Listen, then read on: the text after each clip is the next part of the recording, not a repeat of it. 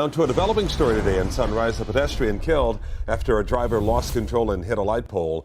Local 10's Laren Livingston is live now with new information about the victim. Laren.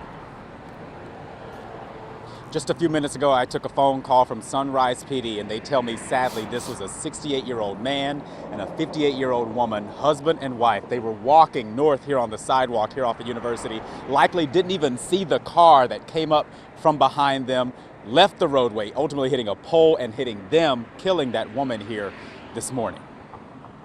A woman killed, the man she was walking with sent to the hospital.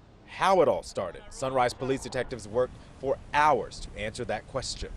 How it ended, captured by security cameras outside the Car Wash Cafe on North University in Sunrise.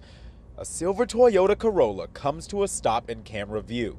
It's still dark, around 5:30 in the morning. The video is a bit grainy, but you can see what appears to be the driver getting out of the car and walking over to check on things. Local 10 cameras captured the aftermath. A utility pole on the ground, a body in the roadway. That damaged Corolla airbags deployed. Police say the driver was headed north on University, just south of Oakland Park Boulevard, drove off the road, took out that pole, and hit two people, a man and a woman. Hours later, our cameras were rolling as that woman's body was finally removed from the pavement. A tow truck came for the silver Toyota. Police say the driver and passenger, both adults, were not hurt. They stayed on scene and cooperated with police. Still no word on why they lost control. Crews worked to clear that utility pole before the roadway was reopened.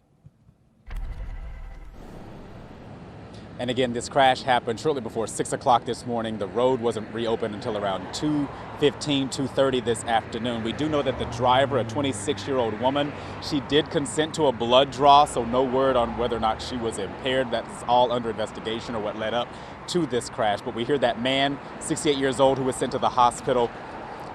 Non-life-threatening injuries, but police tell us he suffered some severe head trauma, some broken legs, and of course now we know that his wife, sadly, did not survive this accident.